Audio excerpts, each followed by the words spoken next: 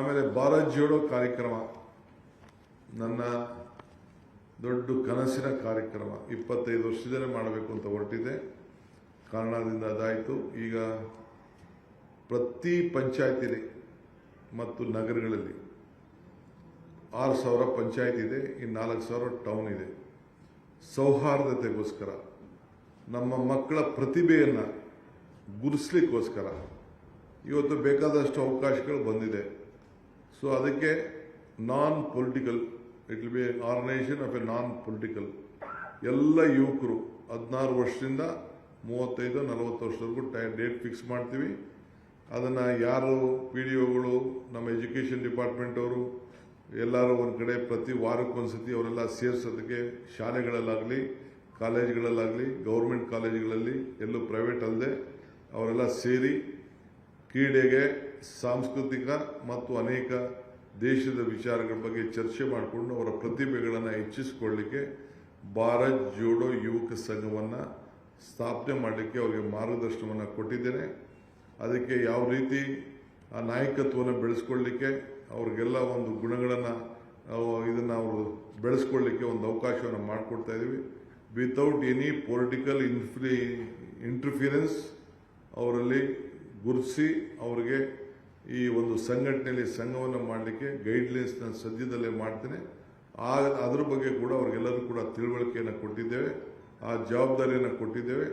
ಸುಮಾರು 200-250 ಜನ ಮಕ್ಕಳು, ವಿದ್ಯಾರ್ಥಿಗಳು, ಯುವಕರು ಅದರಲ್ಲಿ ಪಾಲ್ಗೊಳ್ಬೇಕು. ಗಂಡಾಗಲಿ ಹೆಣ್ಣಾಗಲಿ ಅವರಲ್ಲಿ ಏನೇನು ಪ್ರತಿಭೆ ಇದೆ ಆ ಪ್ರತಿಭೆಗಳನ್ನು ಮಾಡಬೇಕು. ಒಂದು ಪಂಚಾಯತಿಗೆ 10 ಲಕ್ಷ ರೂಪಾಯಿ ವರ್ಷಕ್ಕೆ ಕೊಡುವಂಥ ಕೆಲಸವನ್ನು ಮಾಡ್ತೇವೆ. 10 lakhs ಪರ್ ಪಂಚಾಯತಿ. 10,000 ಇದಕ್ಕೆ 1,000 ಕೋಟಿ ರೂಪಾಯಿ ಆ ಯುವಕರ ಪ್ರತಿಭೆಗಳಿಗೆ ಯಾವುದೇ ಕ್ರೀಡೆ ಇರಲಿ, ಯಾವುದೇ ಕ್ರೀಡೆ ಇಷ್ಟ ಬಂದ ಕ್ರೀಡೆ ಆಯ್ಕೆ ಮಾಡಿಕೊಳ್ಳಿ, ಅವರು ಇಷ್ಟ ಬಂದ ನಾಟಕಗಳನ್ನ ಆಡ್ಕೊಳ್ಳಿ. ಯಾವ ಥರದ ನಾಟಕ, ಸಂಗೀತ, ಮತ್ತೊಂದು ನಮ್ಮ ಸಂಸ್ಕೃತಿ ಏನು, ಎಲ್ಲ ಜಾತಿ, ಎಲ್ಲ ಧರ್ಮ ಎಲ್ಲ ಒಗ್ಗಟ್ಟಾಗಿ ನಿಂತ್ಕೊಂಡು ಜಾತೀಯತೆ ಇಲ್ಲದೆ ಒಂದು ಐಕ್ಯತೆಯನ್ನು, ಶಾಂತಿಯ ತೋಟ, ಕರ್ನಾಟಕ ರಾಜ್ಯದಲ್ಲಿ ಒಂದು ಶಾಂತಿಯ ತೋಟವನ್ನು ನಿರ್ಮಾಣ ಮಾಡಬೇಕು ಅನ್ನೋ ದೃಷ್ಟಿಯಿಂದ ಭಾರತದ ಎಲ್ಲ ಧರ್ಮ ಜಾತಿಗಳು ಒಗ್ಗೂಡಿ ಯುವಕರು ಒಂದಾಗಿ ಎಲ್ಲ ದ್ವೇಷ ಮನೋಭಾವವನ್ನು ದೂರಿಟ್ಟು, ನಾವು ಮಕ್ಕಳು ವಿದ್ಯಾಭ್ಯಾಸ ಚಿಕ್ಕದಲ್ಲಿದ್ದಾಗ ನಮಗೆ ಯಾವ ಜಾತಿನೂ ಗೊತ್ತಿಲ್ಲ, ಯಾವ ಧರ್ಮನೂ ಗೊತ್ತಿಲ್ಲ. ನಾವು ಯಾವ ರೀತಿ ನಾವು ಕಲ್ತ್ಕೊಂಡು ಹೋಗ್ತೀವೋ ಆ ದೃಷ್ಟಿಲಿ ನಾವೆಲ್ಲ ಕೆಲಸ ವಿದ್ಯಾಭ್ಯಾಸವನ್ನು ಮಾಡ್ತಿದ್ದೋ, ಹಂಗೆ ಆ ಯುವಕರುಗಳು ಆ ರೀತಿ ಅವರ ಸಂಘಟನೆಯನ್ನು ಮಾಡಿಕೊಂಡು ಬೆಳೀಲಿ ಅನ್ನೋ ದೃಷ್ಟಿಯಿಂದ ಈ ಭಾರತ್ ಜೋಡೋ ಯುವಕರ ಸಂಘವನ್ನು ಸ್ಥಾಪನೆ ಮಾಡಲಿಕ್ಕೆ ಮಾರ್ಗದರ್ಶನವನ್ನು ಕೊಟ್ಟಿದ್ದೇನೆ. ಅದಕ್ಕೆ ನೀವೆಲ್ಲ ಸಿದ್ಧತೆ ಆಗಬೇಕು ಅಂತ ನಾನು ಹೇಳಿದ್ದೇನೆ. ಆಮೇಲೆ ಭ್ರಷ್ಟಾಚಾರ ಮುಕ್ತ ಕರ್ನಾಟಕ. ಯಾರು 10 ರೂಪಾಯಿ ಕೊಡಂಗಿಲ್ಲ, ಮಾಡಂಗಿಲ್ಲ. ಏನೇ ಆಗಲಿ ಪ್ರತಿ ತಾಲೂಕು ಆಫೀಸ್ನಲ್ಲಿ, ಡಿಸ್ಟಿಕ್ ಆಫೀಸಲ್ಲಿ ಒಂದು ಕಂಪಲ್ಸರಿ ದೊಡ್ಡ ಬೋರ್ಡ್ ಇರ್ತದೆ, ಫೋನ್ ನಂಬರ್ ಇರ್ತದೆ. ಯಾರೇ ಆಗಲಿ ಲಂಚ ಕೇಳಿದ್ರೆ ಅವ್ರಿಗೆ ಫೋನ್ ಮಾಡಬೇಕು. ಕೆಲವರು ಇದ್ದಾರೆ ಎಕ್ಸ್ಟ್ರಾಕ್ಷನ್ ಮಾಡೋಂಥವ್ರು, ಮಧ್ಯವರ್ತಿ ಇರೋರು, ಸುಳ್ಳು ಕೇಸ್ ಹಾಕೋರು, ಸುಳ್ಳು ಕಂಪ್ಲೇಂಟ್ ಕೊಡೋರು ಇರ್ತಾರೆ. ಅದ್ರ ಬಗ್ಗೆ ಕೂಡ ನಾವು ಪರಿಶೀಲನೆ ಮಾಡ್ತೀವಿ. ಸೊ ಅದಕ್ಕೆ ನಾನು ಅಧಿಕಾರಿಗಳಿಗೆ ಒಂದು ವಿಶೇಷವಾದ ಮಾರ್ಗದರ್ಶನ ಕೊಟ್ಟಿದ್ದೇನೆ. ನಾನೇ ಆಗಲಿ ಯಾವುದಾದ್ರು ಏನಾದ್ರು ನಿಮಗೆ ತಪ್ಪು ಮಾಹಿತಿ ಕೊಟ್ಟರೆ, ಇಲ್ಲ ಯಾವುದಾದ್ರು ತಪ್ಪಾಗಿ ಮಾಡಿ ಅಂತ ಹೇಳಿದ್ರೆ ನೀವು ನನ್ನ ಮಾತು ಕೇಳಬೇಡಿ ಅಂತ ಹೇಳಿದ್ದೇನೆ. ನಮ್ಮ ಸಚಿವರು ಕೂಡ ಅವ್ರ ಕೈಲೂ ಯಾವ ತಪ್ಪು ಮಾಡ್ಸೋಕ್ಕೆ ಯಾರು ಬಿಡಬಾರ್ದು ಅಂತ ಹೇಳಿದ್ದೇನೆ. ನಮ್ಮ ಶಾಸಕರು ಕೂಡ ಯಾವುದಾದ್ರು ಒತ್ತಡ ತಂದರೂ ಕೂಡ ನನ್ನ ಗಮನಕ್ಕೆ ತನ್ನಿ ಅಂತ ಹೇಳಿದ್ದೇನೆ. All my SPs and DCs should be directly connected to me. ನನ್ನ ಹತ್ರ ಧೈರ್ಯವಾಗಿ ನನ್ನ ಹತ್ರ ತಿಳಿಸಿ, ಯಾವುದೇ ಮಂತ್ರಿಗಳು ನಿಮ್ಮ ಮೇಲೆ ಯಾವುದಾದ್ರು ಒತ್ತಡ, ಕಾನೂನು ವಿರುದ್ಧವಾಗಿ ಯಾವುದಾದ್ರು ಒತ್ತಡವನ್ನು ಹಿಡಿದು ಕೂಡ ನೀವು ಅದಕ್ಕೆ ಮಾಡಬಾರ್ದು ಅನ್ನೋದನ್ನು ನಾನು ಅವ್ರಿಗೆ ಹೇಳಿದ್ದೇನೆ. ನೀವು ಮಾಡೋಕ್ಕೆ ಹೋಗಬೇಡಿ, ಅವ್ರ ಕೈಲೂ ಮಾಡ್ಸೋಕ್ಕೆ ಬಿಡಬೇಡಿ. ನೀವು ಒಂದು ಕಾವಲಾಗಿ ನಮ್ಮ ಸರ್ಕಾರನ ಕಾಯಲೇಬೇಕು ಅಂತ ಹೇಳಿದ್ದೇನೆ.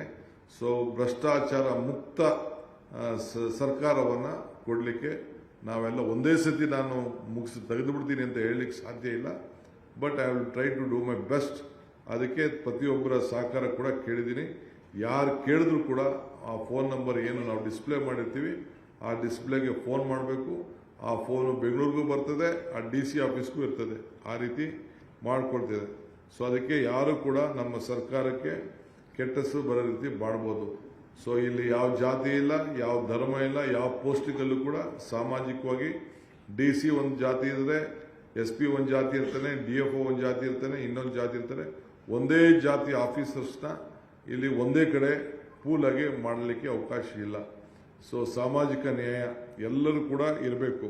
ಸೊ ಅದರಿಂದ ನಮ್ಮಲ್ಲಿ ಇರೋದ್ರಲ್ಲಿ DC SP ಪೊಲೀಸ್ ಆಫೀಸರ್ಸು, ಕೆಲವು ಅಡ್ಮಿನಿಸ್ಟ್ರೇಷನ್ನು ಭಾಳ ಚೆನ್ನಾಗಿದೆ. IAS ಇರ್ಬೋದು, ನಮ್ಮ ಪೊಲೀಸವರು ಚೆನ್ನಾಗಿ ಕೆಲಸ ಮಾಡ್ಕೊಂಡು ಹೋಗ್ತಾ ಇದ್ದಾರೆ. ಅದಕ್ಕೆ ಅವರ ಹೆಸರಿಗೆ ಧಕ್ಕೆ ತರಬಾರ್ದು ಅಂಥೇಳಿ ಅವ್ರಿಗೆ ಮಾಡಿದ್ದೇವೆ.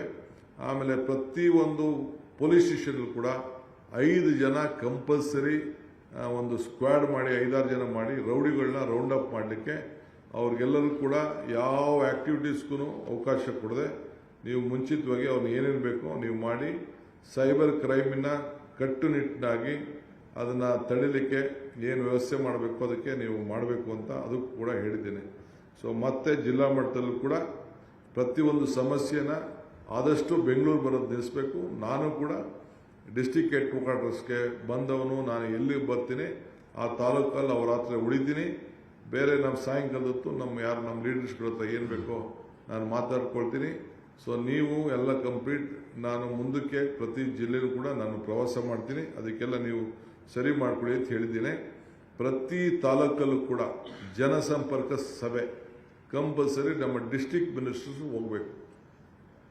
ನಮ್ಮ MLAಗಳು ಹೋಬಳಿ ಮಟ್ಟದಲ್ಲಿ, ಪಂಚಾಯತಿ ಮಟ್ಟದಲ್ಲಿ ಜನಸಂಪರ್ಕ ಸಭೆ MLAಗಳು ಕಂಪಲ್ಸರಿ ಮಾಡಬೇಕು. ಅದಕ್ಕೇನು ಬೇಕೋ ಫೈನಾನ್ಷಿಯಲ್ ವ್ಯವಸ್ಥೆನ ನಾವು ಮಾಡ್ತೇವೆ. ಸೊ ನಮ್ಮ district ministers compulsory all taluks they are to go, ಹೋಗಬೇಕು, ಜನಸಂಪರ್ಕನ ಸಭೆ ನಡೆಸಬೇಕು, ಏನು ಸಮಸ್ಯೆ ಇದೆ ಮಾಡಬೇಕು. ಆಗ ಬೆಂಗಳೂರಿಗಾಗಲಿ ಡಿಸ್ಟಿಕ್ ಆಗಲಿ ಜನ ಬರೋದು ಕಡಿಮೆ ಆಗ್ತದೆ. ಕಾನೂನಲ್ಲಿ ಏನು ಅವಕಾಶ ಇದೆ ಅವಕಾಶವನ್ನು ಮಾಡ್ತೇವೆ. ಸೊ ಈ ಸರ್ಕಾರ ಜನರ ಸರ್ಕಾರ, ಜನರ ಹತ್ರ ಇರ್ತದೆ. ಸೊ ಆ ಮಟ್ಟದಲ್ಲಿ ನಾವು ಕಾರ್ಯಕ್ರಮವನ್ನು ರೂಪಿಸ್ತೇವೆ. ಅಧಿಕಾರಿಗಳು ಕೂಡ ಪ್ರತಿ ಗ್ರಾಮ ಪಂಚಾಯತಿಗೆ ಹೋಗಬೇಕಾಗ್ತದೆ. ಈ SIR ವಿಚಾರದಲ್ಲಿ ಪ್ರತಿಯೊಂದು ಪಂಚಾಯತಿಲೂ ಕೂಡ, ಪ್ರತಿಯೊಂದು ಬೂತಲ್ಲೂ ಕೂಡ ಅವ್ರಿಗೆ ಮಾರ್ಗದರ್ಶನವನ್ನು ಕೊಡಲಿಕ್ಕೆ ಅವರು ನಮ್ಮ ಅಧಿಕಾರಿಗಳು, ಲೋಕಲ್ ಅಧಿಕಾರಿಗಳು, ತಾಲೂಕು ಅಧಿಕಾರಿಗಳು ಯಾರಿದ್ದಾರೆ ಅವರೆಲ್ಲರೂ ಕೂಡ ಕಳಿಸಿ ಜಾಗೃತಿ ಮೂಡಿಸುವಂಥ ಕೆಲಸ ಮಾಡಬೇಕು ಅಂತ ಹೇಳಿದ್ದೇನೆ. ಸೊ ಅದಕ್ಕೆ ಬೇಸಿಕ್ ಕಾಮನ್ ಸೆನ್ಸ್ ತಲೆಯಲ್ಲಿರಲಿ. ಈ ದೇಶದಲ್ಲಿ ವಿದ್ಯಾವಂತಿಲ್ಲದವರು ನಡೀತದೆ, ಬುದ್ಧಿವಂತಿಲ್ಲದವರು ನಡೀತದೆ, ಪ್ರಜ್ಞಾವಂತಿಕೆ ಇರಬೇಕು. ಆ ಪ್ರಜ್ಞಾವಂತಿಕೆ ನೀವೆಲ್ಲ ಸೇರಿ ಕೆಲಸ ಮಾಡಬೇಕು ಅಂತೇಳಿ ಅವರಿಗೆ ಮಾರ್ಗದರ್ಶನವನ್ನು ಕೊಟ್ಟಿದ್ದೇನೆ. ಅನೇಕ ಕಡೆ ಮಳೆ ಕೊರತೆ ಈಗಾಗಲೇ ಪ್ರಾರಂಭ ಆಗ್ತಾ ಇದೆ. ಮಳೆ ಕಡಿಮೆ ಆಗಿದೆ, ನೀರು ಕೂಡ ಕಡಿಮೆ ಆಗಿದೆ. ಸೊ ಇದಕ್ಕೆ ಏನು ಮುಂಜಾಗ್ರತೆಯಾಗಿ ನೀವು ಜವಾಬ್ದಾರಿ ತೆಗೆದುಕೊಳ್ಬೇಕು ಅಂತೇಳಿ ಅದಕ್ಕೆ ಹುಲ್ಲಿರ್ಬೋದು, ಮೇವಿರ್ಬೋದು, ಅದಕ್ಕೆ ಕೂಡ ನಾವು ಸಂಬಂಧಪಟ್ಟಂಥ ಲಿಸ್ಟು ಕೂಡ ಇದೆ.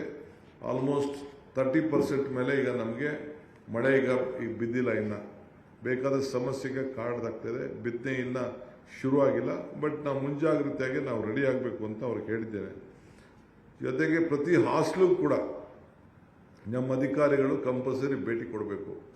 ಅವ್ರ ಜೊತೆ ಊಟ ಮಾಡಬೇಕು, ಯಾವ ರೀತಿ ಊಟ ಇದೆ ಅಂತ ಟೇಸ್ಟ್ ನೋಡಬೇಕು.